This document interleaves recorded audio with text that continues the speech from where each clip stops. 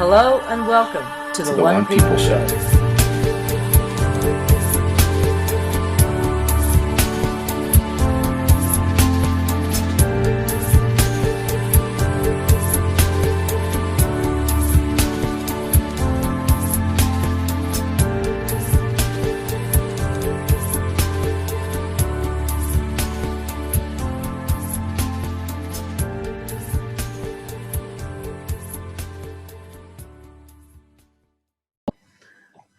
Hello, everyone, and welcome to this week's One People Roundtable with myself and Danny. We've already got 240 people in the room. Yeah. Welcome. This is the OCD edition. The OCD edition. Yes. So, what everyone seems to want to discuss today is the conversations that Dee's been having with Stan, the data collector, from Sphere Alliance via Denise. Yes. And the two of us got together and had the third conversation together. I've just hit publish on YouTube. I'm about to hit publish on my website, but I'm going through the chat log and I'm just taking out just the answers. Oh, see, I didn't even do that. I have all the answers. Someone amalgamated it. I should just publish that too, I guess. I had a morning this morning where I was trying to get my shit in gear this morning, and I didn't even post it about the show tonight until about 2 hours before the show, when I went into the Unfuckers room and everyone was like, is there a show? Is there a show? And I was like, fuck, I forgot again. Whoops.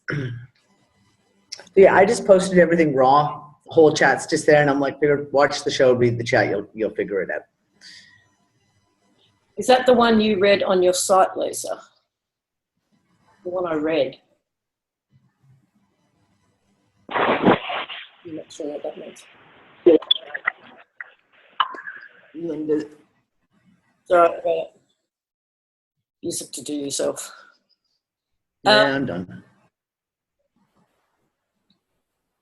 So, where do you want to go with this?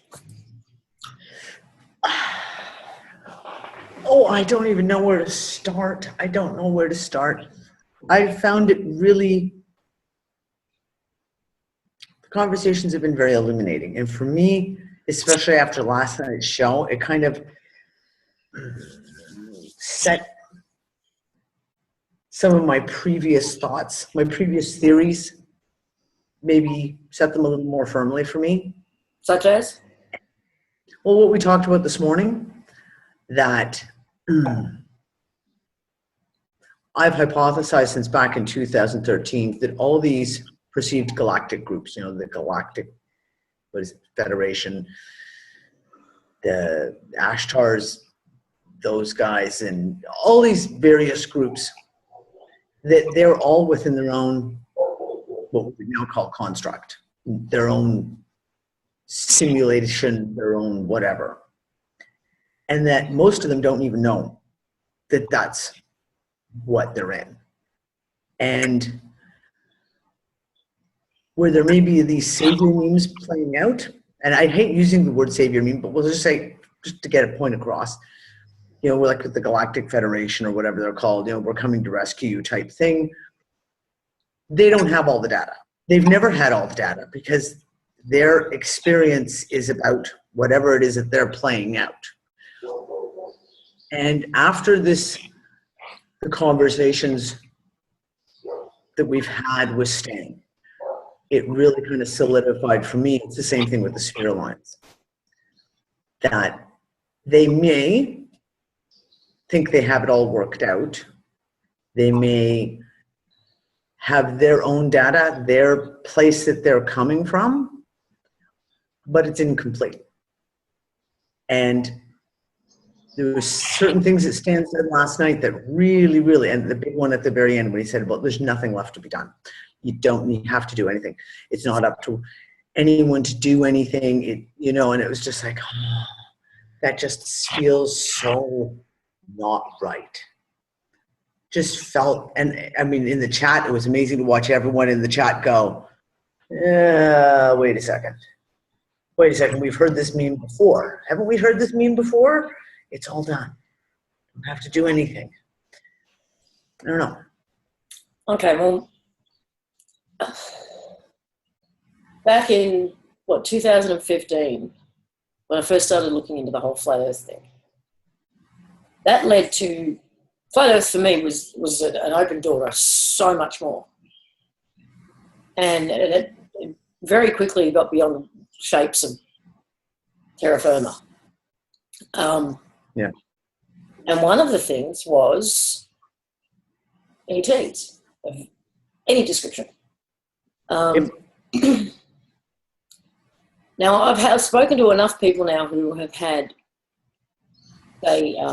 abduction experiences with greys, as an example, who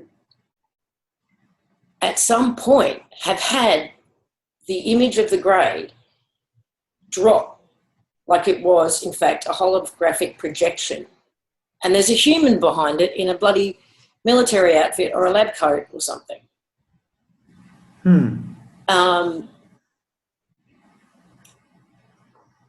We hear a lot about the secret space program. Yep. I'm not all that sure if there's actually any evidence, real evidence of them, of any intergalactic anything, if we look at it that way.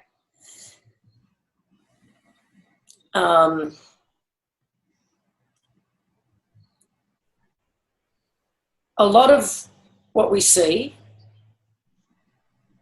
up there flying around can be tracked back down to Earth-based military or secret space program, Yep. whatever. Absolutely. A lot of these channelings and contacts,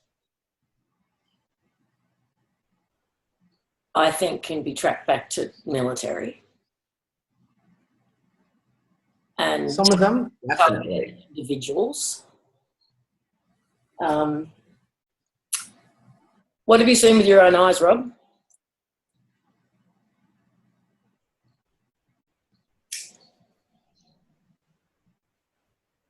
Yeah, lots. I mean, I've seen Grace myself. I had an instance with it. Yeah. I was just going to ask you about that. But can I be absolutely positively sure this was some kind of interdimensional visit by a group of aliens? Or was it a frequency-based projection in my room? I have no idea. I know what I saw. Did I see what I was supposed to do? Did I see what I was meant to see? Well, here's the thing. So the holographic stuff keeps coming up. And just recently, did his name literally just go out of my head? Stephen Hawking, sorry, there we go. Stephen Hawking addressed a conference, I believe in South Africa or Southeast Asia, I can't remember, as a hologram. He was there as a full-on hologram. And followed right up with that, someone posted another link that was something else to do with holograms. And these are seriously, amazingly lifelike. So yeah, we open up the whole question of technology. This is actually one of the questions I do want to get into, and I will be discussing with Randy Moggins probably next weekend. Hawkins is a hologram. Yeah, it possibly could be. Yeah, so there we go. Tom's just put the link in there for the Nature World News. What I did get, Hong Kong. Before anyone thinks I think Denise is full of shit. No, I don't. I think Denise is an incredibly sweet woman who absolutely is hearing what she's hearing and seeing what she's seeing, and is 100% sincere. I don't doubt that. 100%. Unquestionable. And I actually said to Dee earlier that I would like to have gone after Stan a little bit more, but to do that, I felt like I would be going after Denise, and I didn't want to do that because she's lovely. And I'm sincere and very genuine, yes. And there's no way to kind of separate the two at this point. Definitely. It's difficult. Yeah. But I may just touch on that subject. I'll be chatting with Denise at some point in time tomorrow. I said I'd give her a call, and maybe I'll lay that on the table and say, look, I really need to kind of dig in. So know that I love you, and this has nothing to do with you. We're just talking to Stan. Well, if she's open to that, I'd love to, because and if she's open to that, knowing that this is not about her at all. Yeah. Because everyone feels that. Everyone felt that. Yeah, everyone's the chat's all going, but we love Denise. Denise is like, so everyone's fallen in love with Denise because she's so Denise, like I said, I've known her since 2013. She's a sweetheart. It's not even a question. This is one of the reasons why I opened the conversation I did, because I fully trust Denise. Whereas, a Sheldon Idol or someone like that, it'd be like, I don't. Yeah, let me at it. Yeah. Just bitch slap him a little bit. No, I didn't say that. Erase. But what did you guys get out of it is what I'm interested in. Yeah, I'd like to, exactly. I was just going to say, I'd like to hear from the OCD group. Because there was like, 150 people on the call last night live. So some things resonated, some didn't. Confirmation on many levels.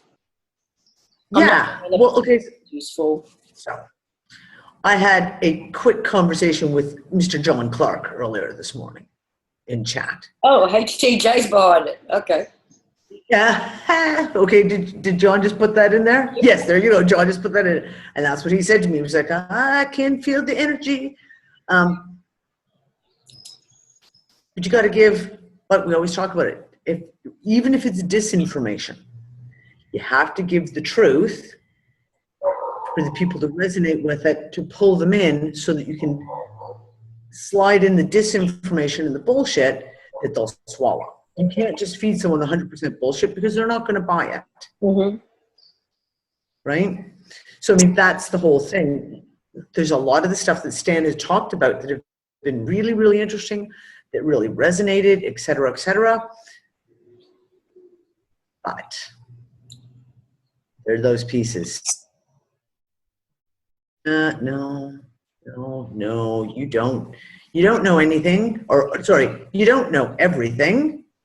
They might like to think that they have the big book of knowledge for everything, apparently. But no, that just so does not resonate. LMH's bullshit detectors, exactly. It's interesting how much is coming out now. Yes, Tom. I do find it interesting how much is coming out from so many fields about the hologram construct. 2015 we were calling it a hologram, but construct is a better word, or the holodeck. The holodeck. But it's everywhere now, and which is great if it is.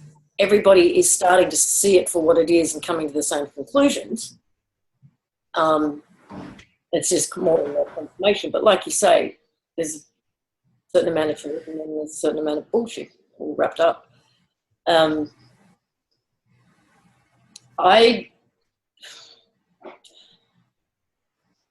idea that the Earth sphere, as he calls it, was the original construct and everything was a construct from that, like a constructs within constructs, kind of makes sense to me. Yep.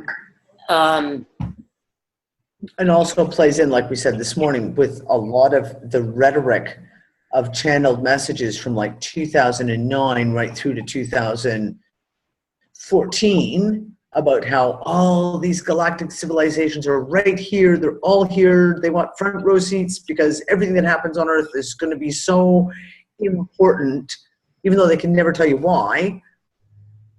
That one piece kind of fits in with that, and all of a sudden gives you a bit of cohesion that makes you go, oh, wait, that's interesting.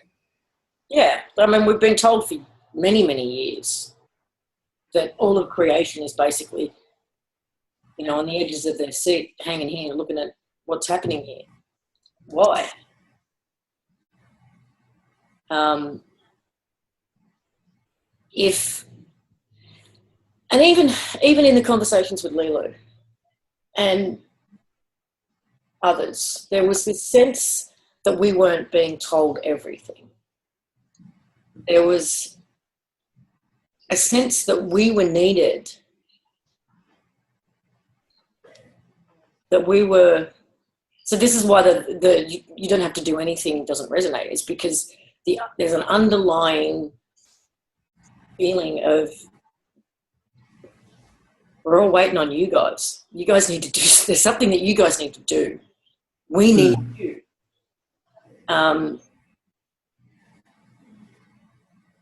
So the whole sit back and we'll take care of it just doesn't work. And when I look back and at the thing, all of the things that I know about the things that people have done, just average, everyday people who are quietly working away in the background, doing the energy work, doing the spiritual work, all of their lives.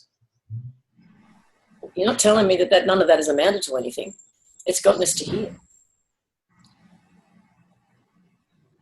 All right, Suzanne, do you want to unmute? Hold on just 1 second, because several people have asked, what does Lilu think about Stan? There's been no communication with Lilu.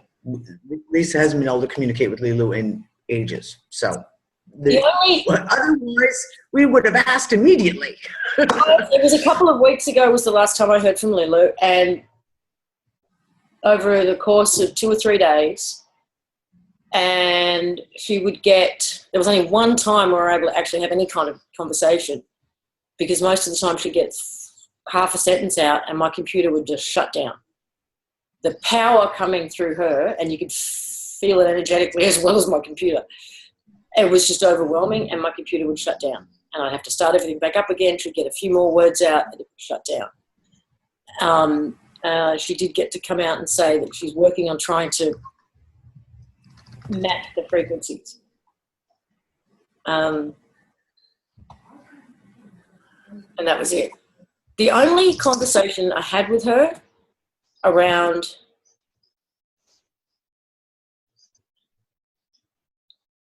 that is true. Zana, you heard correctly. Don't know. Was asking about the Palladians, I think it was. The Palladians, yes, it was the Palladians. And it wasn't Lilu, it was Moira. Asked about the Palladians, some piece of information that they'd sent through via somebody, and she went, I've never heard of them. I've never heard this word. And she said, hang on, I'll go and, find out about it. And she came back and she just very carefully said, do you trust these Palladians? And I went, I don't trust anything. So what do you got? And she said, Lisa. what did she say? That they are like a fifth, I think she said a fifth dimensional. They're inside the construct, they're part of the construct, our construct, and that they are harvesters, and they harvest the heart energy via hope. Well, that would make sense considering they've been channeling their hope spiel for, 30 years now? If not more? Yes. What's his name? The guy, come on, famous. He's written the books. the Palladians landed and the Palladian woman. Billy Mayer, thank you. That's Palladians too, right? So, I mean, we're talking the 70s. They've been, you know, peddling that hope. What about Lily? Apparently, it was said that all of Lilu's material is stolen from her.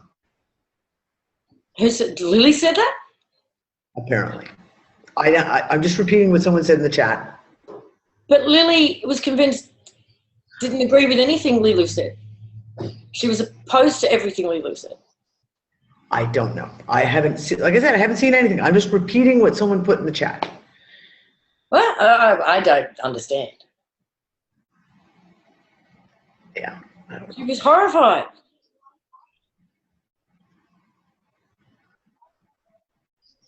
Oh, I know. She's like, yes, I have. I've heard she did a video and addressed me, but I haven't watched it.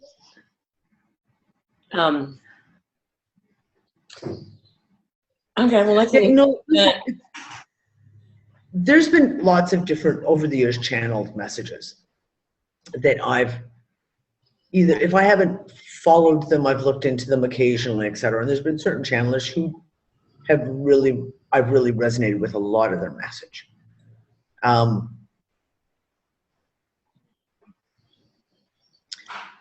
it's interesting. I kind of wish there was a way I could go back and correlate, kind of like be able to take your memory back, zip back there and see what was the pieces that really, really resonated strongly back then versus how I see things now.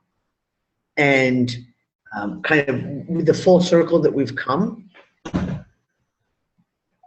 Because most of the whole channeled messages of, like, you know, the savior meme stuff and the Palladian stuff and all this never resonated with me at all. Like, I just, you know, Sheldon Idle and all that.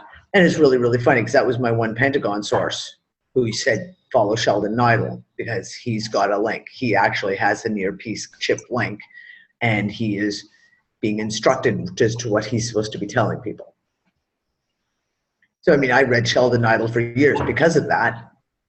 Not because it was truth, but because it was intel. Not because it was truth, because, you know, whatever the data is coming out, if that's the data that's supposed to be put out, then you listen just to see what they're trying to put out.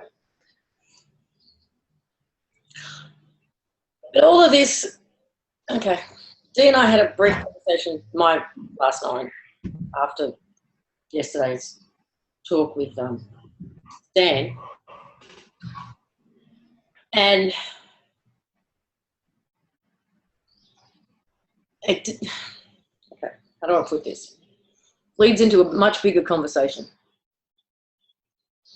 The last couple of weeks,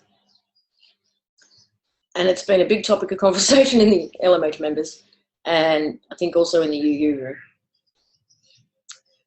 is the negativity, the darkness, the attacks, the stuff that's been going on.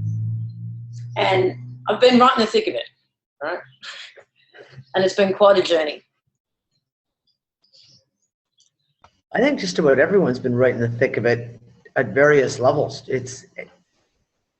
Sometimes you don't even perceive what it is until you look backwards, hindsight being 20/20, and you go, ah.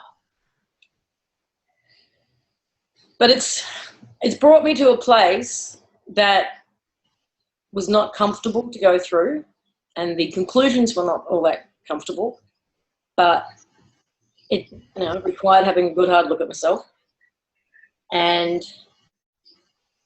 I've come to a place which is probably not going to be nice to hear either, and it may push buttons. So asking everyone to just take a deep breath and hear me out here for a second.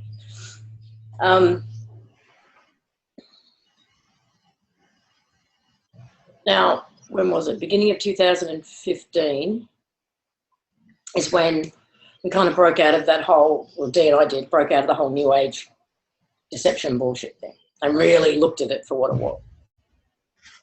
Again, a whole heap of truth. with a nice little twist at the end. A little twist at the end, grab ya, and harvest ya, and sit on your ass and and send out lots of little love pulses, and do nothing. Oh, right, there's a continuation of that meme of there's nothing to do, just there, meditate, smile at the universe, and I'm a mirror, just showing you what you need to see. I have issues. I'm sorry, I'll shut up now.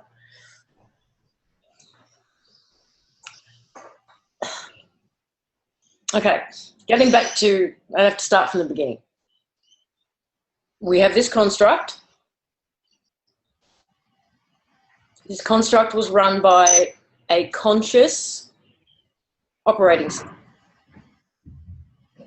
Is the best way for me to put it. I don't want to use the term AI because it's not. It's conscious. There's a consciousness in it. No, AI is a buzzword term that's been loaded and programmed. So just, yeah. And the way we designed it to work for us is that, now this is obviously just my perception, right? I'm not speaking for anybody or telling anybody what to do. But this is the way I see it, is that we created this construct and we had a symbiotic feedback loop kind of relationship with the construct itself. That we were, with all of our higher faculties, hang on, someone's unmuted. With all of our higher faculties online, telepathy and the ability to see down timelines and all of that effect was switched on, that we came into this construct, and from our core heart, from our, not our bloody heart chakra, but from our core heart, our center, based on everything that we know about ourselves and the experiences we want to have, we then project, send that to the construct, and the construct feeds that back to us, and that's how we manifest and create our experience inside the construct. That relationship was interfered with due to the virus that was inserted. It cut us off to a certain degree. It cut us off almost completely to our own higher faculties, for one. It inserted disturbances and disruption and interference into that feedback loop system between us and the construct. And then, as we all know, through all of the means like media and religion and education and technology and everything else, it fed us programs. So that we would take all this data in and then project it out to manifest. Because we've been saying forever that they need us to create. Because this feedback loop system is how the creation happens. And if we're not doing it from within our core, we're doing it from all of this external data that's coming in and creating. Yeah. And even when the whole law of attraction thing came out too, that was a twist on it as well. Mm-hmm. Now, I believe that that tech is gone. It's not gone, it's down. It's not working anymore. Okay, sorry, just define that tech. I just want to make sure everyone's clear. What do you mean by that tech? The interference. The tech, interference. That's what I want to make sure you the tech that was interfering, the tech that was producing the virus, I believe that's been taken offline. But what we still have is like the gas that's in the tank. Yeah. Right? It's not, the little virus factory is not producing anymore, but there's plenty of it still throughout the whole construct and throughout the whole system. Yeah. And as people are going through this process that I've been talking about, the veil process, the awakening process, they're disconnecting more and more and more and more and more. And we've been saying that the pool of people that they have to draw on for harvesting is getting smaller and smaller and smaller. as more and more disconnect. It will get to the point, yes, where it's pretty much running on fumes. Yeah. So we do have what we can call negative energy. We can call it the virus. We can call it darkness. We can call it evil. We can call it duality. We can call it all these things. Yes, they can harvest the bots, is what I feel. It's kind of scrambling right now to be fed. It's got resources. I'm starving. Yeah. Resources. Have some. Hey, could that have been part of the whole D-Wave thing? Reaching through and grabbing resources from other. Yeah, possibly. We're running out of resources. Tap into another time dimension to do it. I'll take the McDonald's takeout window in Earth 4, please. I don't care. I'm that hungry. Okay, so it still needs to feed, but it has a smaller pool of resources to feed from. And what it feeds off is the programs that it's already inserted. Yeah. Fear being a big one. But fear... Religion, politics. But they all create fear. Oh, absolutely. But those are like the sub-programs that push that. Yeah. To keep it alive. Because it's like belief, right? Going back to that whole belief thing. The belief just keeps it alive. Even if the program is fucking dead, that belief is still fucking running.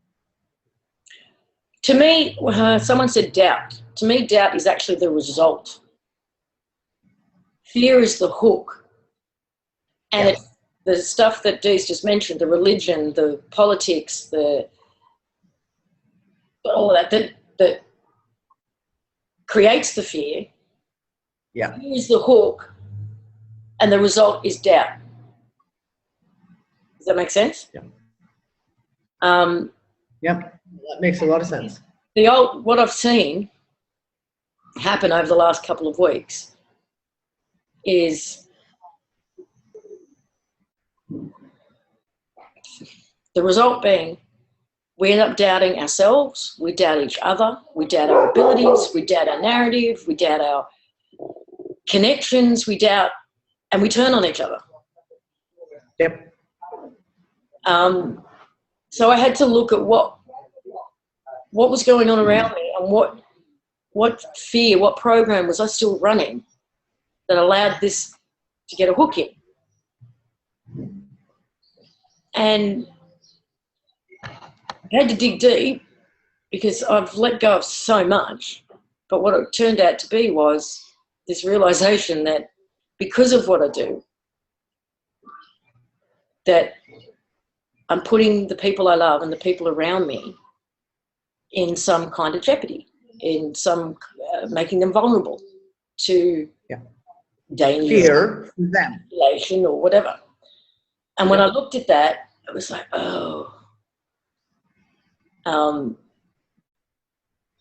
fear is a castrator. Shock, unable to think. Mm-hmm. I agree with you completely. Yep.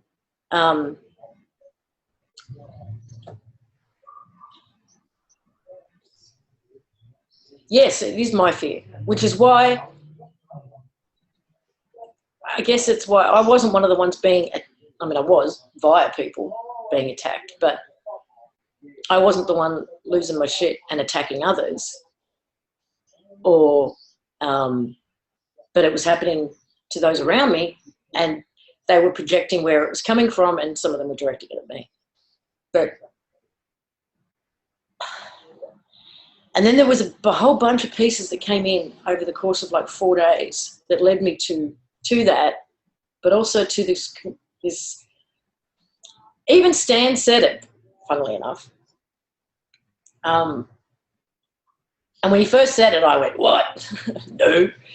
I asked him about this energy, what I've been calling the Aki Energy, which is this negative virus-inducing or producing energy that seemed to be just latching onto people. And in the LMH members group, we've been, kind of dealing with that quite directly.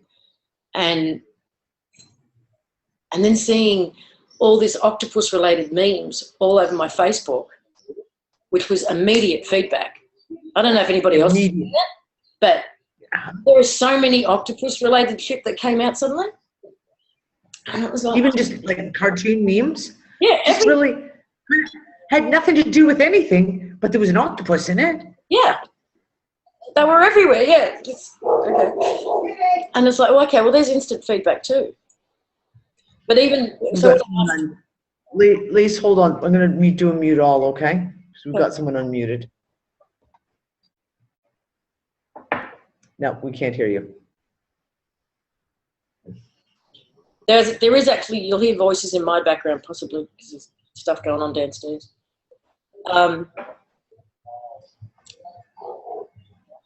When I asked Stan about this octopus energy, he said it's negative, it's neutral. Yeah. It's all about the receiver and their perception and then how they express it. If they express it negatively, then it's about them. I was like, no, it's not. Was my first response. No. Same with mine. Hey? Same with me. I was like, God. Yeah. But then that was one of several things that came in, and it made me take another look at it. So if I'm feeling something that's accurate, that the tech is down or it's gone or it's being the virus in it is being cleaned up, and all we're dealing with is what's left in the tank, and all it can latch onto is the programs that are already there. And based on, in my experiences since Christmas of the waiting room and that sphere coming in, and I mean, it's putting all of this into, you know, one final kind of conclusion here. Then I had to take another look at it and go, okay, maybe it is. Because there was a while there while the waiting room felt like a practice room in terms of practicing manifestation. It felt like clear screen to just project all of my programs onto and just see them for what they were and start dropping them. And if we are in this practice space, this waiting room space, or what did Stan call it, the holding pattern, if we are getting back to what we were originally, which is a direct feedback loop with the construct, okay, then it's a pretty, we're seeing it, we're seeing our programs right now reflected back to us so beautifully, and our fears. Yep. It is us. Right now, it is us. Instantaneously. Instantaneously. And it's, okay, I'm going to jump in here because you and I had this conversation this morning. And I've had time. I've had a whole day to think about it. And you're absolutely right, because there's the same thing. I had my own fear kind of jump up and slap me in the face. And when I was able to and look at my responses to some of the situations in the last few weeks and the play out of a lot of different things last week. Like last week, I don't know about everyone else, but it was a week of fucking insanity last week. Just like being in a whirlwind, right? And same thing. I had a real look at that and said the same thing. What is that fear that I have? What is my fear? And then realized, funnily enough, that while I may not have consciously recognized, I had worked through it. During the course of the week, I had actually worked through it to the point of this weekend kind of coming to a full circle and going, okay, so this is what I got to do next, and this is how, you know, I'm going to work through it. And that was the conversation we had this morning, made me sit back and go, oh, interesting. It doesn't, kind of working through doesn't necessarily even on the conscious, like identifying it, because I'd already started working through it through my own thought processes without actually even realizing what the hell it was I was doing. Yeah. So if we are getting back to being the creators, truly the creators, without the interference. And we're getting back to that place where we are completely, that's just the feedback loop between us and the construct again.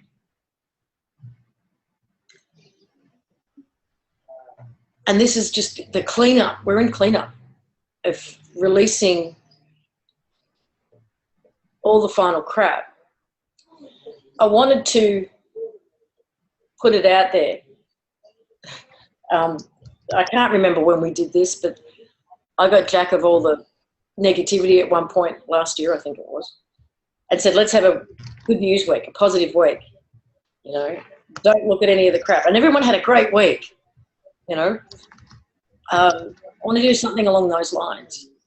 So your mission, if you choose to accept it. Should you choose to accept it?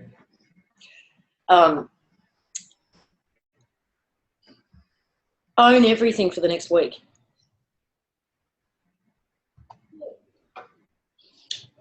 If you can get yourself into a place where you do see the reality around you as this construct that you're directing, and really get into here and direct it from here and have an experience that way. And the hard part is going to be to own everything that shows up. If you own every single thing that shows up and everything that presents, and go, okay, was that my manifestation from here, or was that a manifestation from like the programs that I've projected out? And then own it, and see it as, okay, no, that's not something I wanted to create or see or manifest. So where did that come from? What program would that come from? And just see how it feels and how it changes and how it morphs and how it evolves over the course of a week. And this is where the New Age movement twisted it. Yes. This is not about blame. This is not about you get what you deserve, you created the crap in your life. That's not what I mean.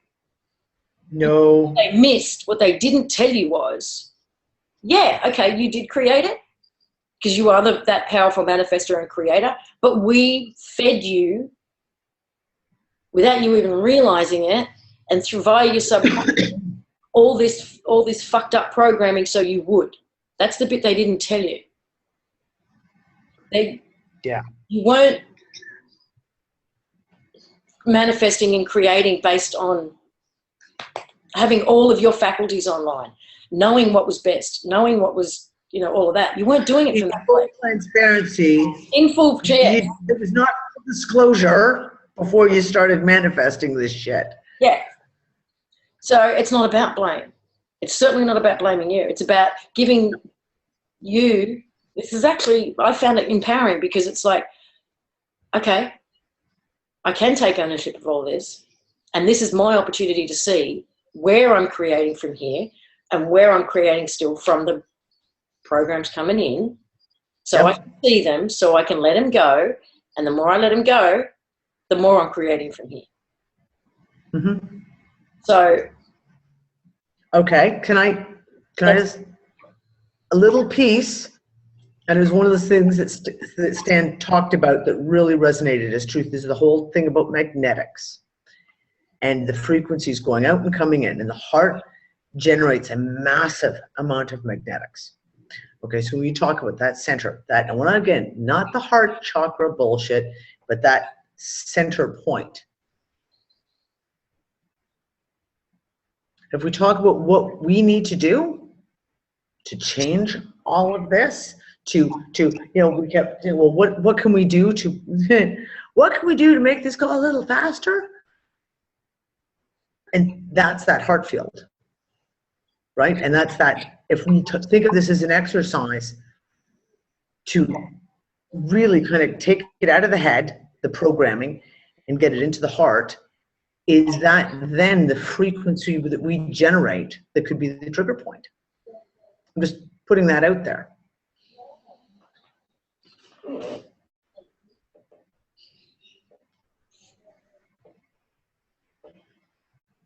It can be as simple as someone said, how do you get rid of the fear that's telling you you're falling back into the new age bullshit?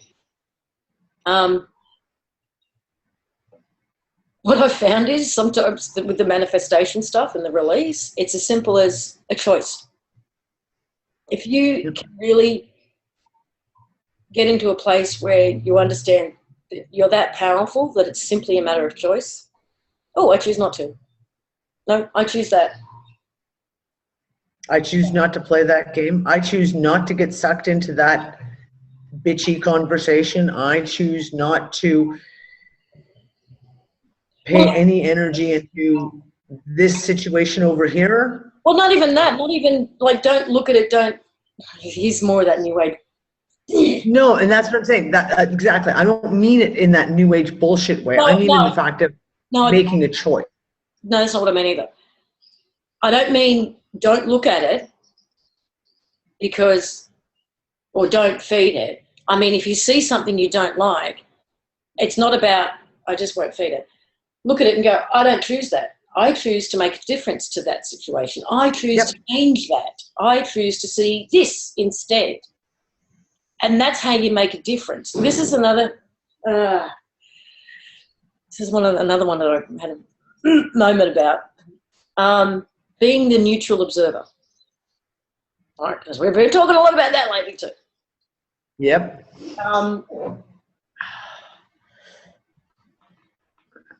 Being the neutral observer, the place I've come to with this is you need to be in a place of neutral observation when you're taking the data in, so that you're not reacting to it or bringing bias to it or bringing preconceived ideas to it or bringing your other already established programs to it. Be that observer while all the data's coming in. Once the data's all in, at that point, you do need to make a fucking choice, and you do need to take action. Absolutely. So otherwise, you are just a data collector. You are just Stan the data collector, and you're not having an effect. You're a waste of fucking space. You're just breathing, taking up oxygen and data otherwise. Because we are creators, we are manifestors. So what is the point of being neutral all the time, in observer mode, all the time, if it's not to take in the information and then do something with it? Yep, I agree. But it's I agree 100%. Making a conscious choice, though, and that's exactly it. Like you've taken it in all neutral, so that you can look at it from that neutral stance, and then you can figure out the pieces that are here and the pieces that are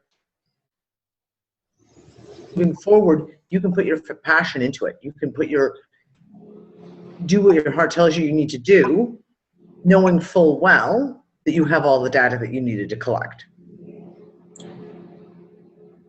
Yeah, I think being in observer mode is really important while it's all coming in.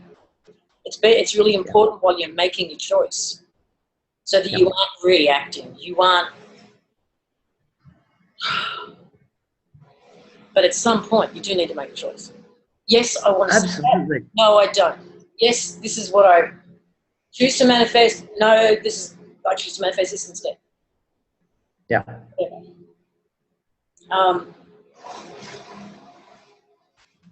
Okay, I think I've finished my rant for the day. I can go now. Lisa's all ranted out now. She's all ranted out. Actually, it's only for 5 minutes. We know this. No, I completely agree. And this is the thing is, you made a comment. Oh, fuck, I don't even know if it was earlier on the show today or if it was yesterday or if it was this morning in our conversation because, really, time. Totally fucking irrelevant.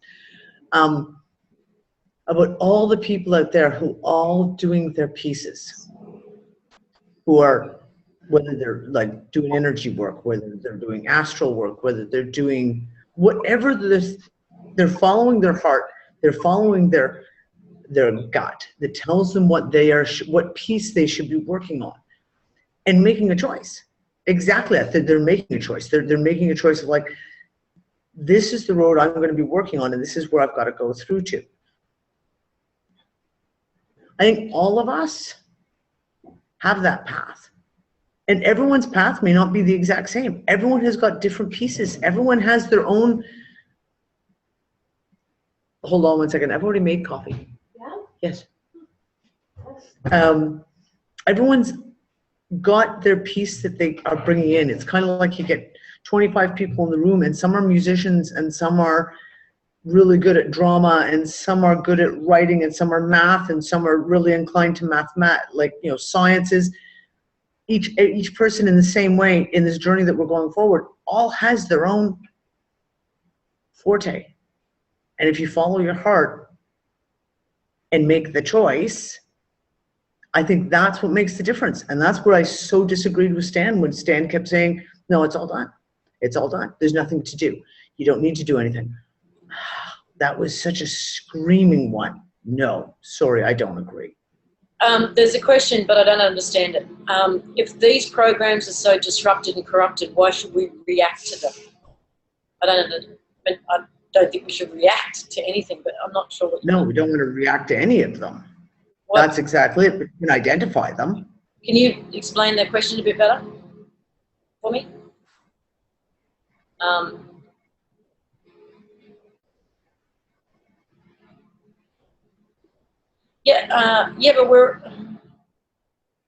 they are programs that were never meant to be there in the first place. Yes, but we need to see them. You can't deal with anything about something you cannot see.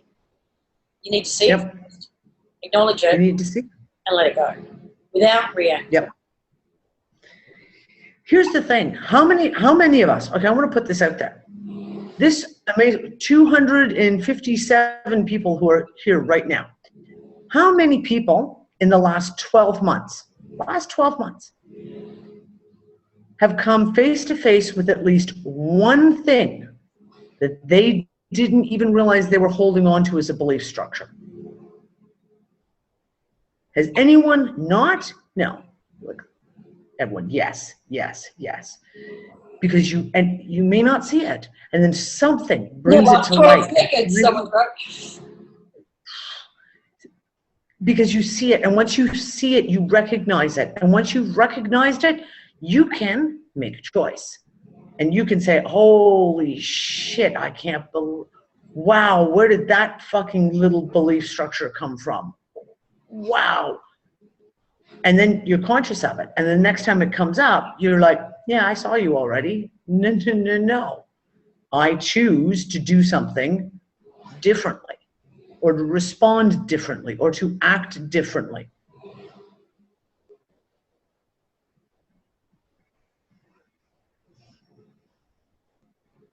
And when we saw that months ago when Lily got up, right?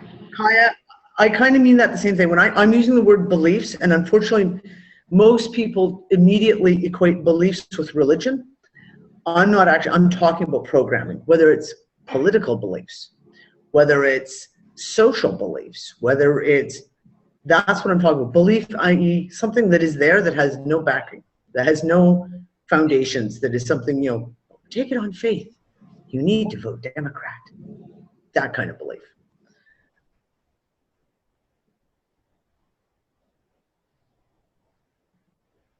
I mean, every time we do react, it's because there's a program there. So if you find yourself reacting, have a look at what's feeding that, what's underlying it, what's running that. Yep.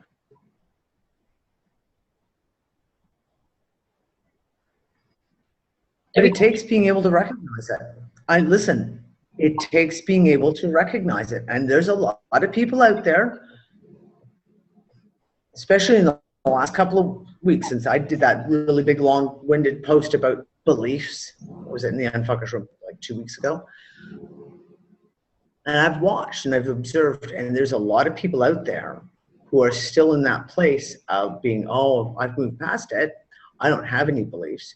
And yet the very next sentence will say something that you look at and go, but isn't that a belief? Didn't you just said something that's a belief, right?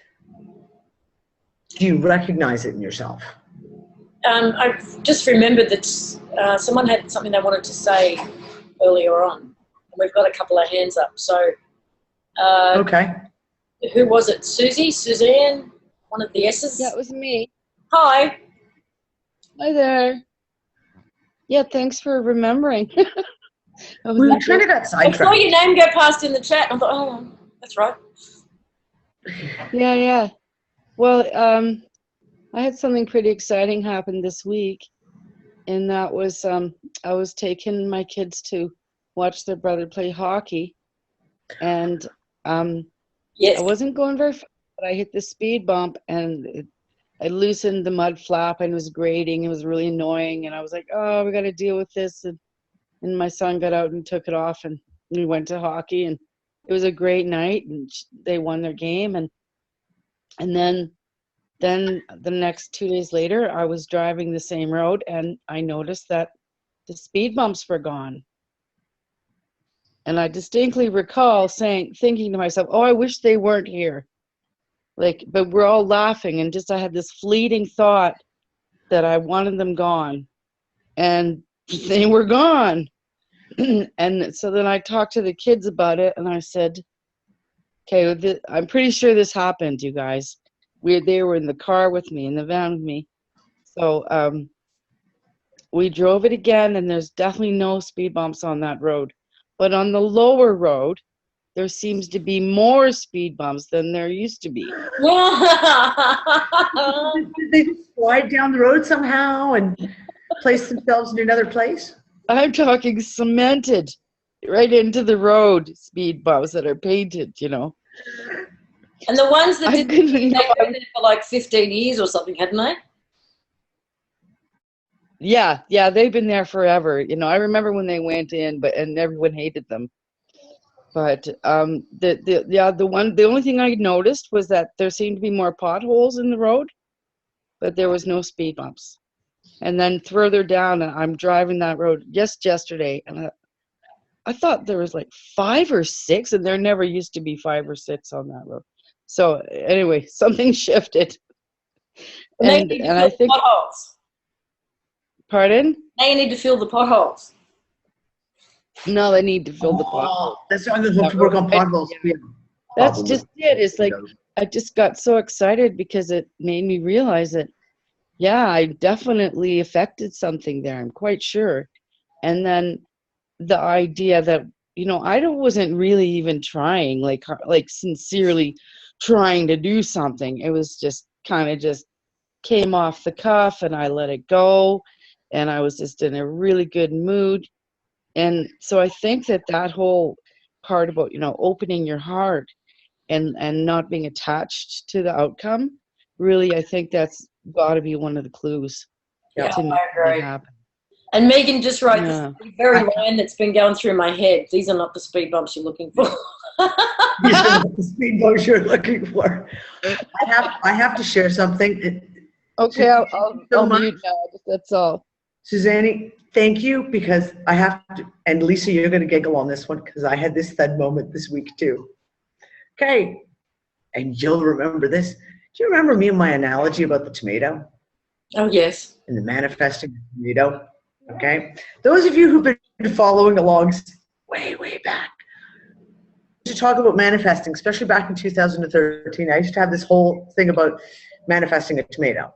And you can sit there and sit in the chair all you want and stare at your hand and go, manifest a tomato, manifest a tomato.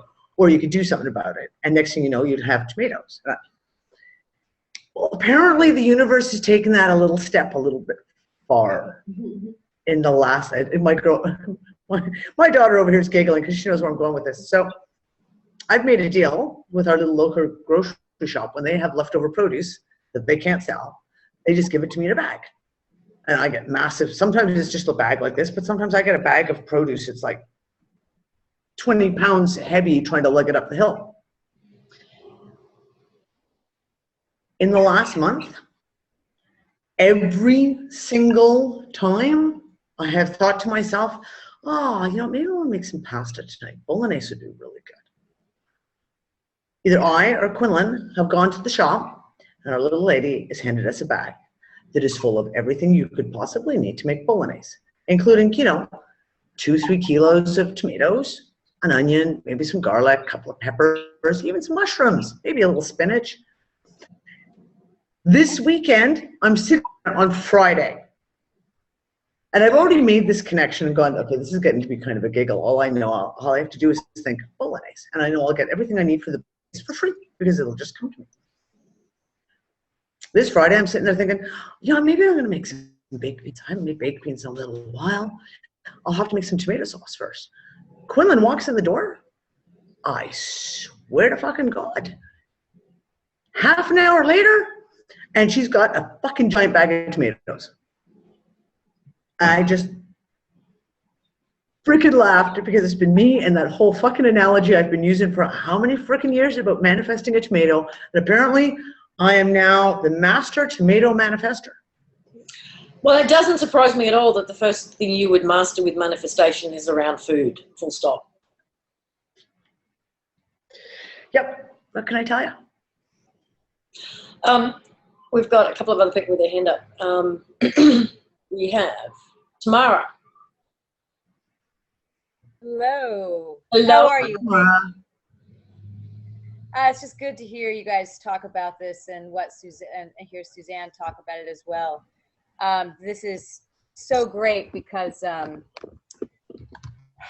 last week we had the same manifestation. You know, it's been happening. The more and more I've been clearing my programs, clearing all the programmings that don't serve me and serve around me, I've been finding and have been cultivating actually heart alignments with the people around me. And as a result of cultivating those heart alignments, so many things, boom, boom, boom, boom, boom, have just fallen into place. And I'm literally surfing the wave right now. I'll give you an example. Just one. I have like 30, and it's been really showing up heavily in the last 3 months, heavily. So this one last week, you know, we had a certain amount of bills that were needed to be paid for this business that we're starting. And I looked at Kat and I was like, well, I don't know where this is going to come from. And at first I was a little worried. I was like, wait a second, that's my old programming. Take that out. I'm not even worried about it because you know you're on the right path. You know what you're doing. And you know that I've already seen the places, I've already seen the evidence in place to show me I'm on the right path. Kat picks up a book, my partner, she picks up a book, she opens it up, and in this folder, there's $1,400. What the fuck? Okay, not even joking. We thought it was like a 20. We're like, oh yeah, we can use that. And not the 14. Okay, so I'm in charge of the tomatoes. Tamara's in charge of the cash.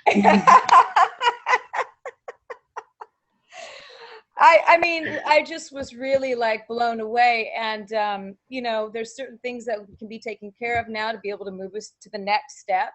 And I keep finding that. And today, some of the things came up. We're moving to the next step. And what I'm finding is that we're in a place just to be an affirmation for you guys and also anybody else out there in the chat room or those that are struggling with this. You know, you just have to get out of your own way. Love yourself as you go along and commit to the kinetic energy and heart alignments that you make and just go for it because really, I mean, there might be for some people, you know, there might be some more for you to go through because there's more layers for you to go through, and that's okay. Get there because I'm telling you on the other side, it's amazing. And that's it. So thank you. Thank you.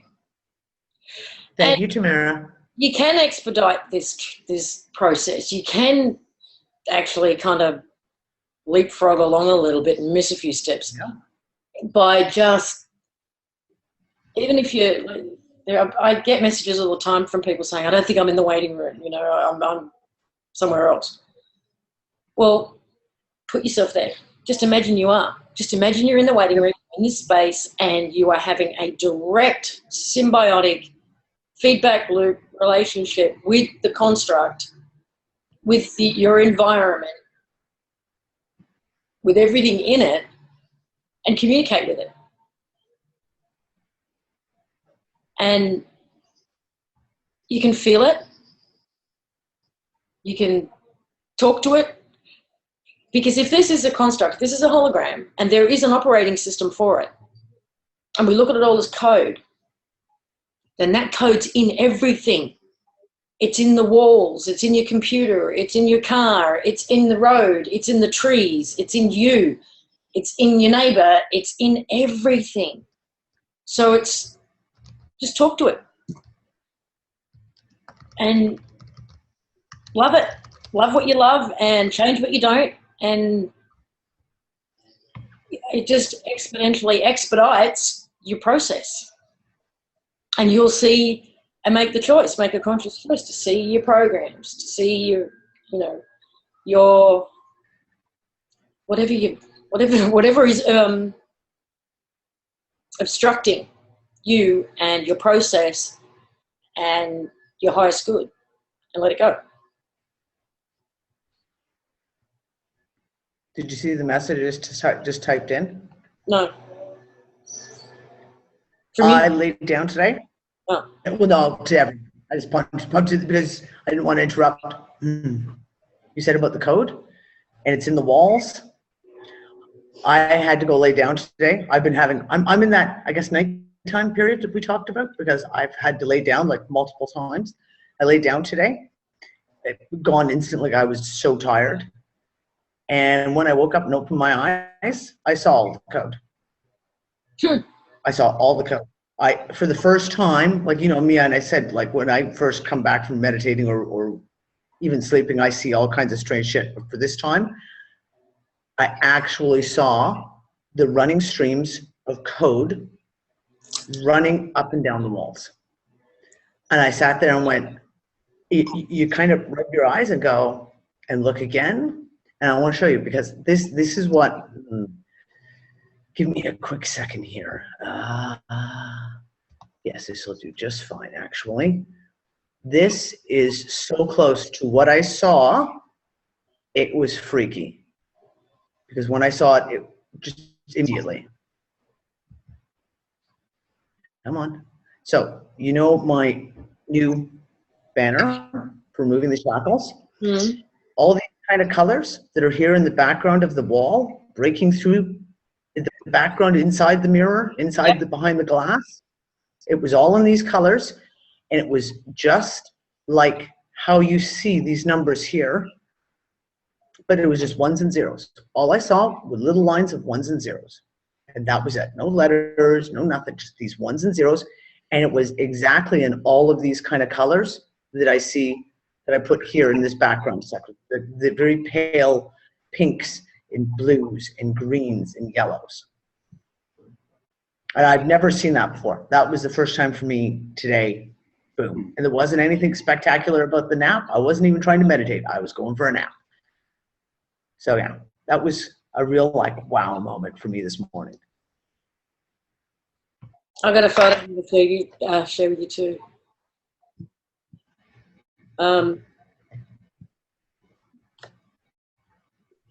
There's something else I was going to say.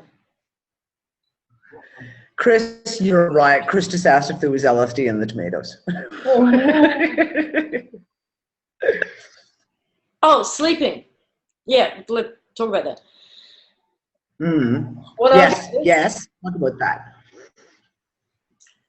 If time is so malleable right now, and if time doesn't really exist in the linear fashion, if we are in this space of no time, if it's not experienced the same way here as anywhere else, and I seem to be in a cycle at the moment of 4 to 5 days where I don't sleep. I'm still awake at 3 a.m., 4 a.m. going, I've got to get up in a couple of hours. And then I get a couple of hours sleep and I'm fine all day. I'm not tired or anything. And then I go where for the next 4 or 5 days, I'm asleep by midnight and I get 8 hours or 7 hours. And then I don't feel like I quite wake up and I'm tired all day and I would really need a nap. And then that goes for like 4 or 5 days. So I'm wondering whether it's like circadian rhythm is tuning to something else. It's tuning outside of sun going up, sun going down thing, and it's tuning into something else. Similar, same here. Okay.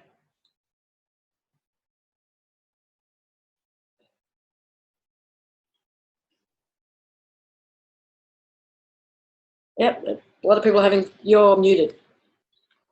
You're muted. Yeah, last week there was about 3-4 days where I stayed up until 1, sometimes 2 o'clock in the morning, wide awake, no problem. Forcing myself to go to sleep because your kids are going to be up in 5 hours. And then starting Saturday, I have been exhausted. I have to have naps. I'm by 10 o'clock at night. This is my 3rd cup of coffee since 7 o'clock tonight, just to keep me awake for the show. I was like at 8 o'clock tonight, I was like ready for bed. So. Yeah, and food goes with My name's it. Danny. When I am going through the sleepy cycles, I'm not hungry. I don't need to eat. But when I'm up, when it was daytime for my body, regardless of whatever time it is, I'm eating. So, but I got a photo to share with you. Yeah. This was posted on Facebook, and then I also posted it in. Yay! I was just gonna go find that picture. I was literally just being psychic. Somebody asked the person who posted it what it was, and he went, a purple thingy with a rainbow on top. I love this picture. It's awesome. I love this picture. I literally showed it to all my kids. It is a phenomenal picture. And I just wanted to walk through it. How cool is it? Didn't you want to just step through it? Like just, I'm going, I'm running. Tell me where it is.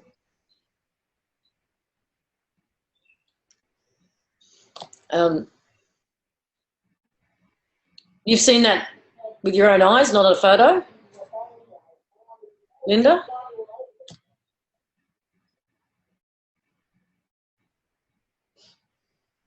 I don't know. It was somebody shared it on Facebook, but it wasn't their photo. It was somebody else's photo. So it's just being shared around.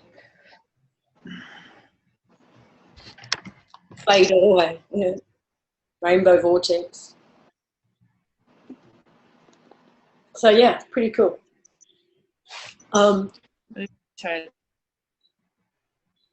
Natasha? No, she might have muted herself. Okay, we've got Claire's got a hand up as well. So Claire, you're unmuted. Okay, hi. Can you hear me? Faintly. Just. Can you hear me? Better? That's better. Okay. I have a story from when I was 18 years old. I was in college and I was doing acting, and I felt I was a scatterbrain and a airhead, and I wanted to know the essence of my being so I could be a better actress. And so I kept meditating on, I wanted to get to my essence. And through a series of experiences I had, which are too long to go into detail, I had a dark night of the soul, experienced extreme fear, and just surrendered to the fear and went into a dark vortex, into like a circle of a dark vortex, and just let myself go. And the next morning I woke up and my whole life changed. And I had, the veil was ripped away, and I felt the deepest, most profound love and peace in my heart, and connected with the whole earth and everything around me. Everybody looked to me like monkeys. They all looked like they were, not connected to their soul being, but their faces were like, pasted on their heads. They weren't really connecting to their beingness. And people kept like surrounding me and coming to me, and all I knew I had to do was just be honest and not try to change anybody or do anything. But it was the most profound, most beautiful experience. And every once in a while I would connect my eyes with someone who was where I was, and it was like we knew what we had to do kind of thing. It's like just be there and anchor the energy. And it was so amazing for like 5 days. I mean, I could talk to animals, I could communicate with trees. It was just like really being outside of the construct, but within it still. Sort of like where we'd all like to be, in that natural, pure environment. Ended up like going home at one point and couldn't really deal with the craziness around me and said to my mother, please take me to a neutral place. Ended up being put in a mental institution, and that was like, and then drugged until I was a zombie. But afterwards I came out of that, and I had, you know, for a long time it was very hard for me, but then I subsequently was, you know, sort of deadened. But then I had those same experiences again 3 or 4 times where I would wake up, you know, after doing this kind of energetic work, trying to find my essence. And I haven't really gone back to that place for a long time, but I know it exists and I know it's there. It's just that I can't really, and that's my constant thing, is finding my essence. You know, when I meditate or go to sleep at night, that's the one thing I hold on to, because as you were saying, it's beyond the heart chakra, it's beyond the chakras, it's the essence of the beingness. And I just wanted to share that experience. And I know that, you know, that is a possibility for all humanity. And when I see people around me every once in a while, I get a glimpse of that kind of other reality, and I know I'm there again, but it doesn't last very long. So I just wanted to share that. Thank you. I just kind of had a thought, because we've gone back and forth about the concept of bots, as much as I hate that word, background people, etc. And what Claire just said about people with a mask, but it's not connected. They're not connected to themselves. I wonder if that could be what we have been calling bots. People that are so thoroughly disconnected from their self that it becomes just like a veneer. There's just like this fake mask. It's not real. It doesn't feel real. It doesn't look real. And that's why we grasp, we kind of, that thing about it's not real. Maybe they are. Maybe it absolutely is. And it's just that they're so disconnected. Well, the interesting thing is I had deep, deep, deep compassion for everybody. I loved every human being, whether they were bot-like or not. And but also everything was hysterically funny to me at the same time too, because it was sort of like cosmic humor, although I wouldn't laugh at anybody. But there was so much compassion and so much love. It was just incredibly, incredibly beautiful.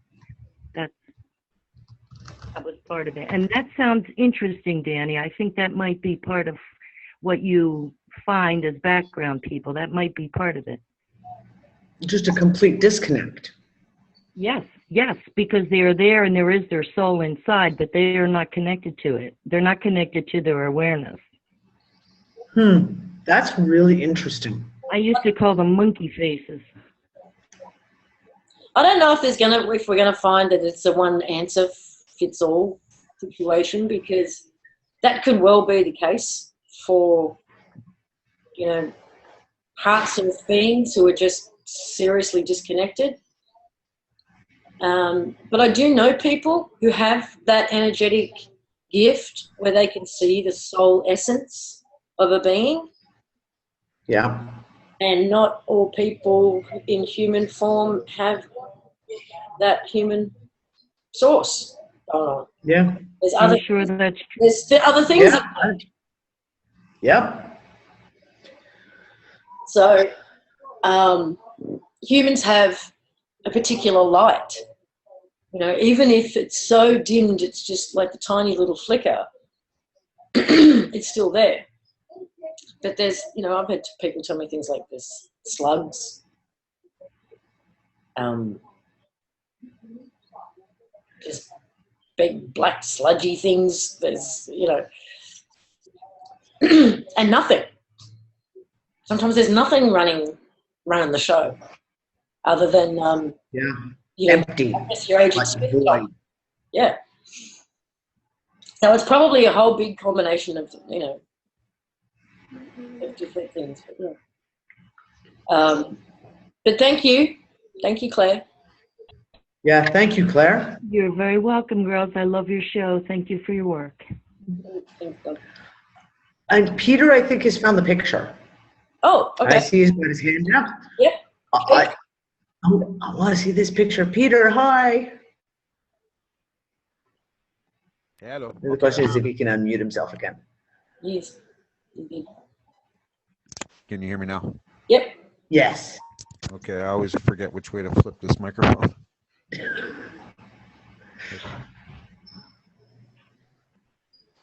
Okay, share screen.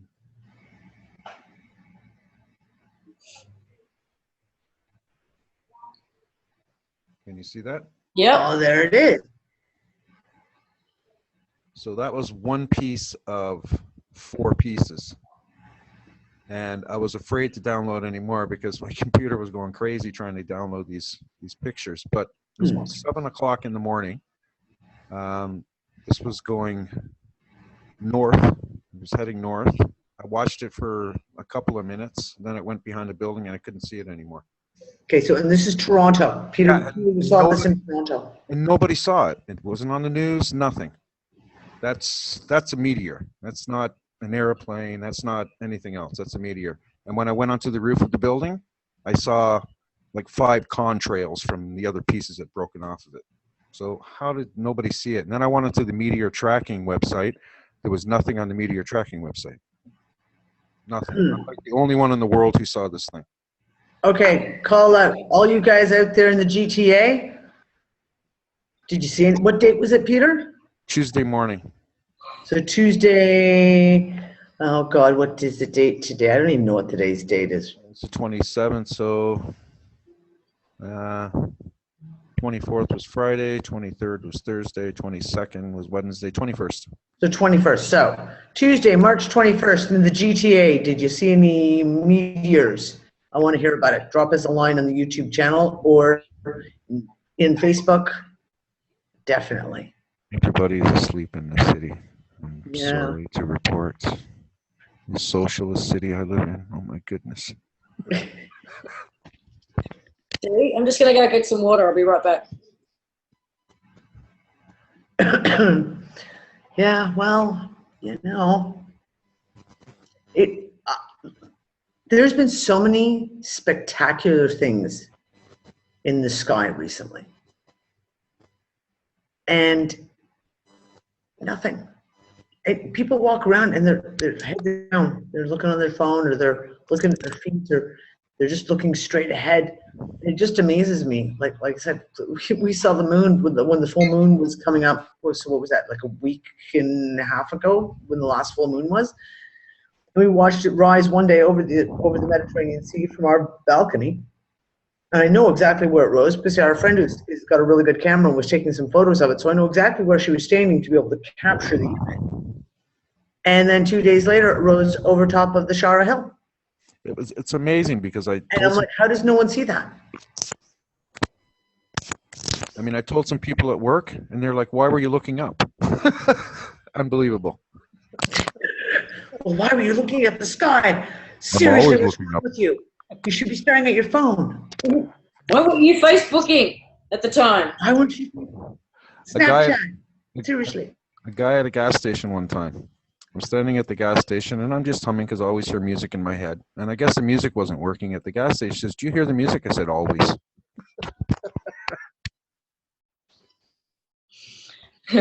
Bye, ladies.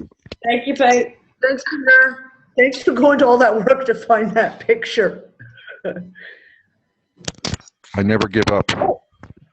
Never. I think I just muted you, dude. Okay. All right, we've got Earl. Earl, you're unmuted. Don't mute the D. No, The mute the D.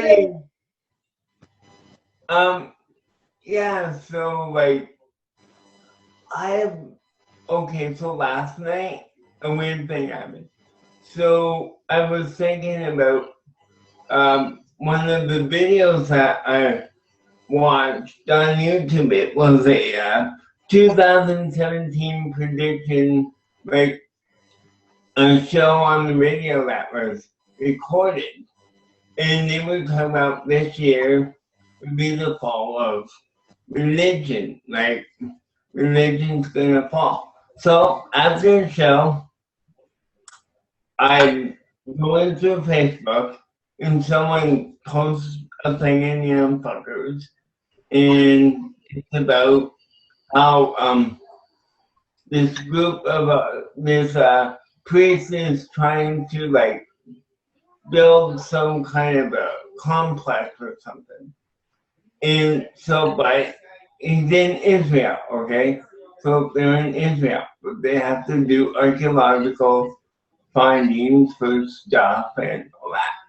Well, they come across the body, the coffin or whatever of the first pope. Oh, I just read that today. And I just read it today. yeah, and it's so they also find these papers. They, you know, and it's about, you know, Horace, like it asks about Horace and these other, you know, Mithras. that were like what Jesus was supposed to be like. But there's nothing about Jesus. Isn't that the stuff that was all covered in zeitgeist? Yeah, it was covered in zeitgeist, but this brings it out even more because now we have more tangible proof.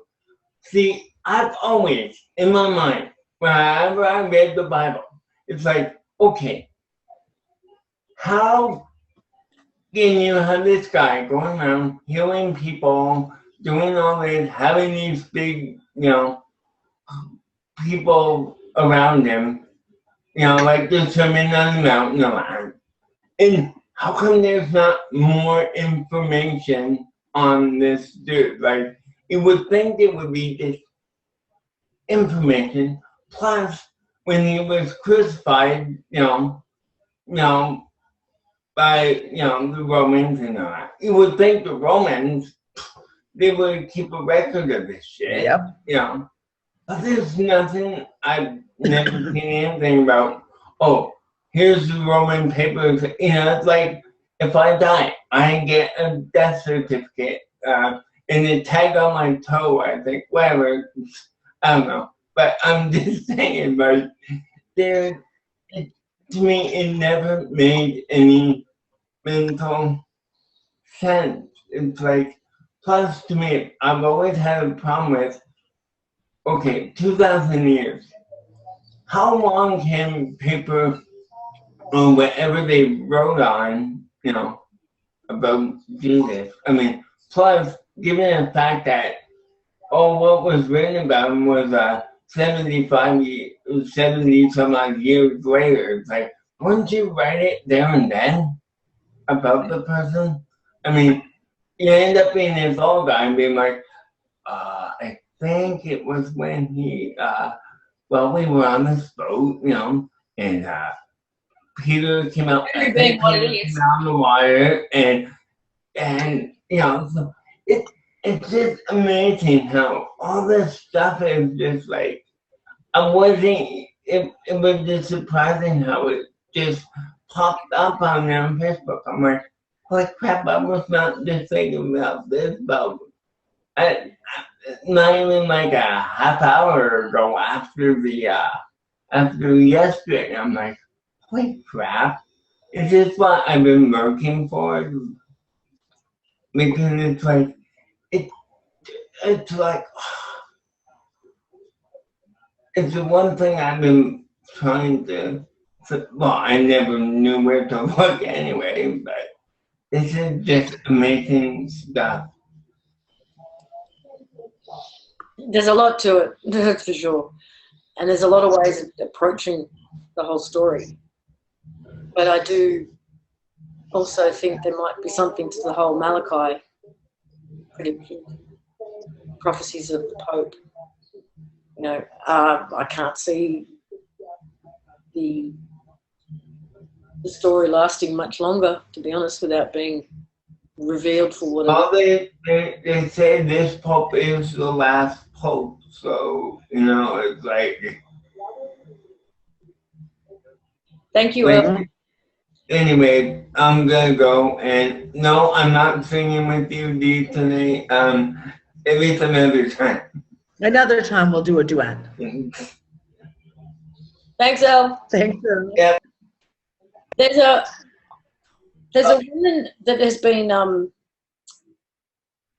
pointed out to me on YouTube, and you're going to laugh when I tell you what she talks about. It's called, I think, Hit me. I thought it might be floating. I'm not sure, but it's rainbow lasagna. Right?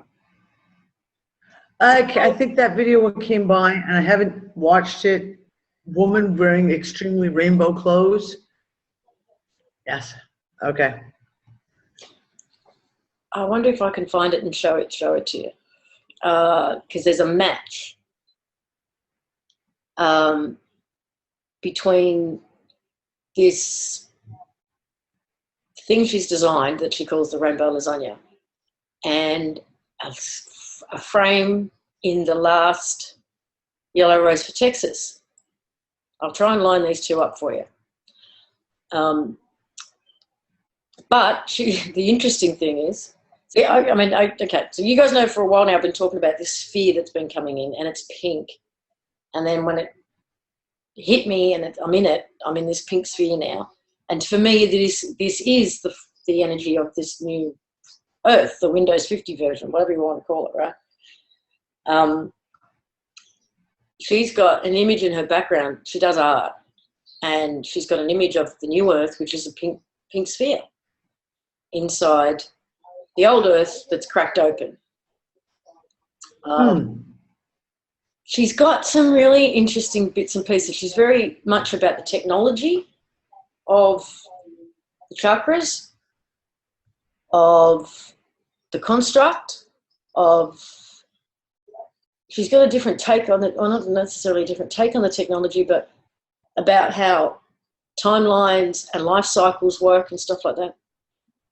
And she talks about our higher, what was the word I used before? Higher, oh my God, it's gone out of my brain. Faculties. She uses some new age terms, talks about ascended masters in the sense of, I'll be right back. okay. She says that essentially with our higher faculties online, we can know exactly where we're going and weave our way through this lifetime, this process, and death is completely not necessary. But there is what she calls the death membrane that we keep hitting because our faculties aren't online. And because our faculties aren't online, it's supposed to be a feedback system to the source, to source. So as we're having our experiences and we're learning and we're growing, all of that information, all of that data is supposed to be going back to source. But it's not, because it's all been cut off. And what it's doing is we're hitting this death membrane, and all of that information is being held in what we call the fourth dimension, or the astral. And it's not going back to source. It's been building up in here. It's kind of interesting stuff.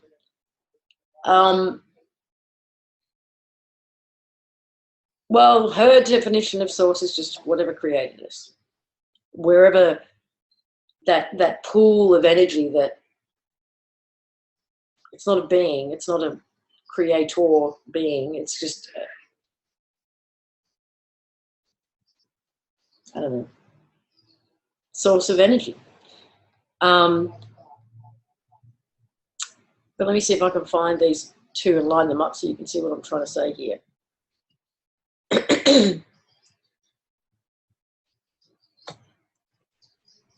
And anyone familiar with yellow, know what I'm talking about here. Okay, so wonderful, good. Welcome everybody. Get that out. Are you back, Dee? I'm not looking at the screen. I'm here. Okay. I'm just trying to line these up at the right spot. So talk amongst yourself for a minute. There we go. There's one. And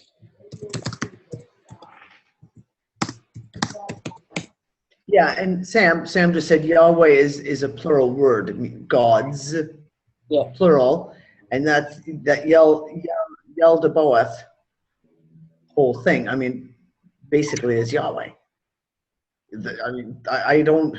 Anyone who reads some of the information of things like the Apocrypha of John, etc., it's pretty right there in front of your face that whole Hebrew scriptures, God, the Lord High God, is actually Yel Deboeth. Yel Deboeth. That's it. I always say it wrong. Hold on.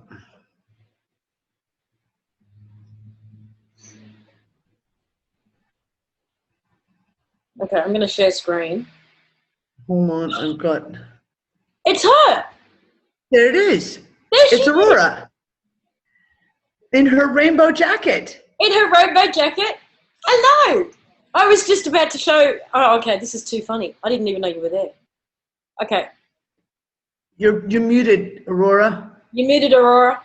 But I want before you talk for a second, I just want to share screen and show people the comparison between your rainbow.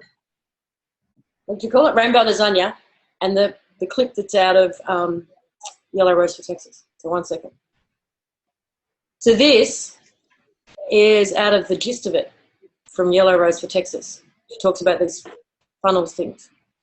And it's what I thought of as soon as I saw Laura's video and she's showing this. Ah. How cool is that? And here's the new pink earth. And that's what I'm told. That's what I'm told it with. But she can tell me directly now, actually. Yeah. Aurora, come talk to us. Yeah. So excited. What very good timing. I got clued in by Annette that you guys were talking about flying rainbow lasagna, and she gave me the link to tune in, so everything is in perfect synchronicity. So Awesome. Get me up to speed. What's going on? What's the topic?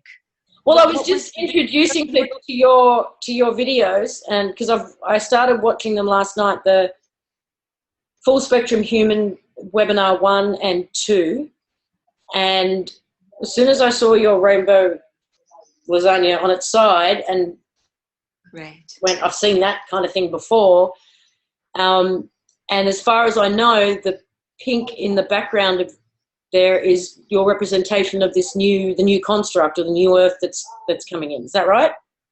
Exactly, yeah. So wait, I just want to grab one more sculpture. I'm sorry that I'm ducking off camera while I'm talking to you. That's okay. We do this all the time. All right. Not a problem. This is the toroidal shape, shaped like a donut or a torus, that Earth's magnetosphere and our own energy centers ordinarily has. And when that's what, like, you can't see the details, but that's what Earth is splitting apart. And when we add another dimension to this shape, it kind of makes this inner convergence point vibrate very quickly, and it turns into this shape. And this is happening not only in our own bodies and on a genetic level, because when DNA is supercoiled, and supercoiling means ordinarily, if you think of it like a thread or a yarn that's been twisted together, if you keep on twisting that thread, eventually it becomes a chromosome. But at one point in the crocheting together of the DNA, it makes a torus shape. And you can make your DNA jump up and down and create this flying rainbow lasagna shape. And the importance of this is that every time you add an additional dimension, you add an additional degree of freedom. So we gain the capacity to rearrange our timelines and rearrange our DNA as we are doing this. This is, I understand that this is what the pole shift actually is, that it's not simply a switch or reversal from north-south to south-north, but that it is like a turning inside out. The special qualities of this shape is that the inside becomes the outside and the outside becomes the inside. So if we define as outside the surface that faces the room that we're in, and inside the surface that faces the interior of the sculpture. And if I hold this up to my camera, if my fingernail is now on the outside of the surface, but now it has gone into the inside of the surface, and now it's on the outside again, and that keeps going around and around. It's like a Mobius strip. I was just going to say, like a Mobius strip, there's an inside and outside, and they're both one and the same. You got it. You got it. That this shape has a very clear delineation. If it's like a stretched balloon, the outside surface of the balloon and the inside surface of the balloon can never communicate. They're two different realms. And this is really the shape of time. The past and the future in our present configuration do not communicate. And we are living on the surface of the balloon. That's the present moment now. But when we do this with our own bodies and with Earth in general and with the cosmos in general, we now make it possible for past and future to communicate. We now bring together spirit and matter. This is the creation of a new dimension. We no longer are going to live in a dimension where energy or consciousness is separate from matter. That's what Einstein taught us. He said, here's the equation. E is on one side, mc squared is on the other side, and these matter and energy are in constant opposition. This is the shape of non-duality. And it means, when I said outside and inside and outside and inside, that's our interior realm. Your interior realm of thoughts and emotions and desires and feelings communicating seamlessly with the exterior realm of other people, seemingly hard-edged objects. What we're really understanding is that the observership, the question of quantum observership, what happens when we look at the uncollapsed waveforms of matter, this is fully claiming ownership of that we no longer understand the world as a separate narrative story that we're experiencing. We now understand our minds are writing and creating the narrative while we're submerged within it. And it's a very empowering idea, because it's not like we are destined or fated to have certain events. It means we can now have like a pencil with an eraser. We can erase out the things in the script that we don't want. We can write in the things that we do want, and it is being genetically empowered. So we can erase out disease. We can erase out aging and decrepitude. We can even erase out death, because it's my assertion that this membrane here, that is like the boundary of that area of this sculpture, it's like the interstices, or the lower astral realm, or the place where you go in between lives. And that flowing membrane of death is not an inevitability. That when I draw this time field, ordinarily I draw this little simplified diagram that is like these two sloped sides and then a series of lines that go up toward the sloped sides. But there's always that gap at the top. That gap is the place that goes to the convergence point at the center of this sculpture. And if we can make our minds and time trajectory in this direction, instead of going in this direction and hitting the membrane of death, if we go in this direction, we become a seamless, integrated loop, coming from the source, coming into the material world and returning back to the source. We don't have to hit that flowing membrane of death. And that's how we were designed to live. We weren't designed to come here into the physical realm and get cut off from our higher consciousnesses. So the source is this central convergence point, and it's also the 0th dimension. It's a dot.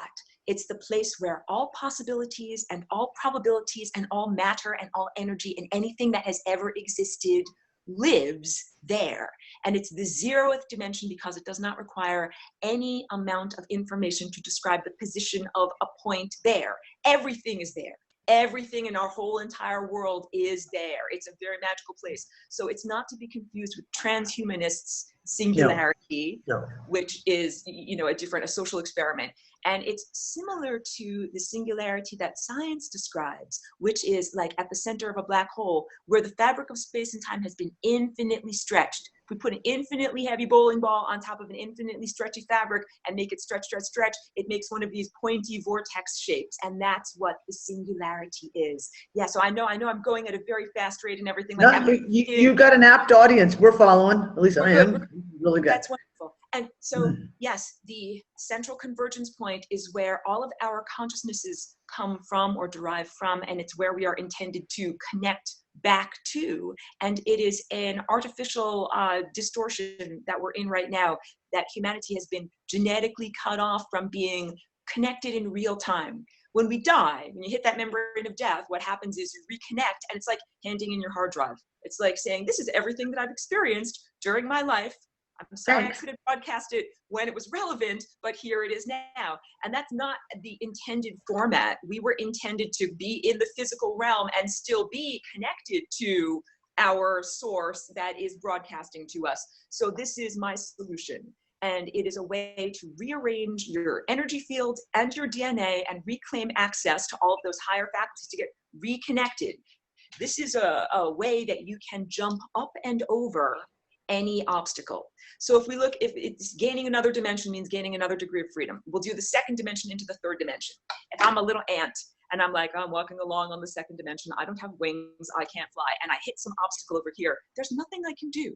But if I can gain the third dimension, then I hit the little obstacle over here and oops, I can jump up and over it and then go all the way on my journey.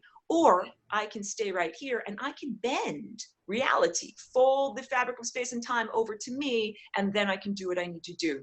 So we, as experiencers of time, are stuck to the flat surface of time. We get up in the morning, and then we have our lunch, and then we have our dinner, and we can't jump directly from breakfast to dinner. We have to do all the intervening steps.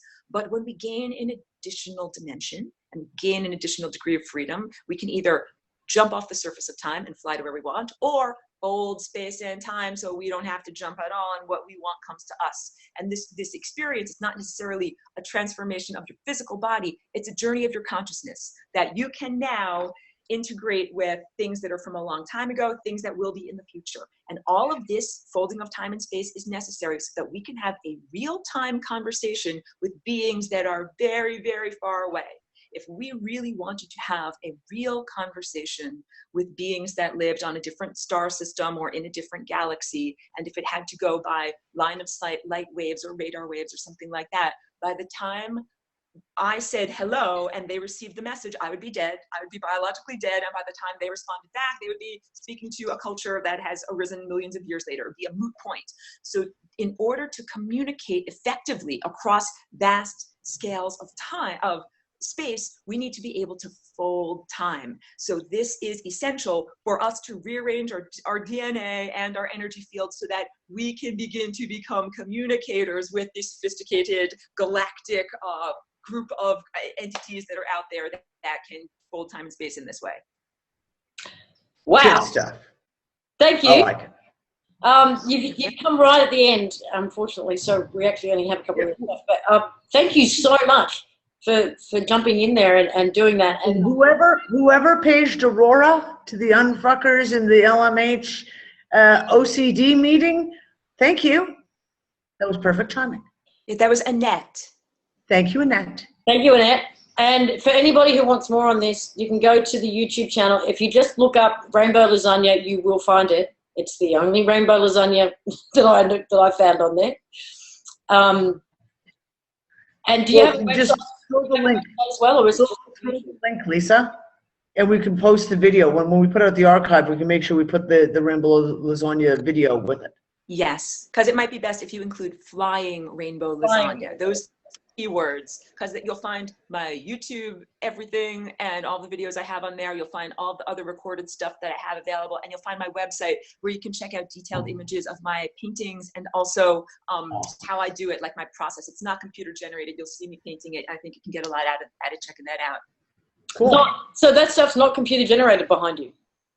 Nope, I use only what I call my organic computer. And that's the whole idea, that I really say we do not need microchips or computers or external intermediaries at all in order to achieve our highest levels of inspiration or potential or whatever. We have that all within us. So yeah, I developed this over many years, actually after a brain injury. So this is coming back from having no math skills into being able to do this. So yes, we have incredible capacities to grow and change and shift, and it never ends. Just keep on going on that trajectory of learning and growing. And Mad Tom has just dropped the link in. So there you go.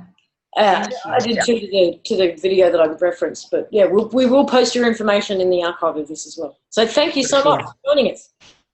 Thank you for calling me in, and I know I ran my mouth a lot at the end. I hope that was okay. That I just No, absolutely. Good. My friends joke like you have to press pause on Aurora in order to get a word in. So thank you so much. Well, thank you, and thank you to everybody who joined us today. We are out of time, but we will get the archive up as soon as we can. Yep, as usual. Thank you so much. Bye for now. Good night, everybody. Bye. Bye.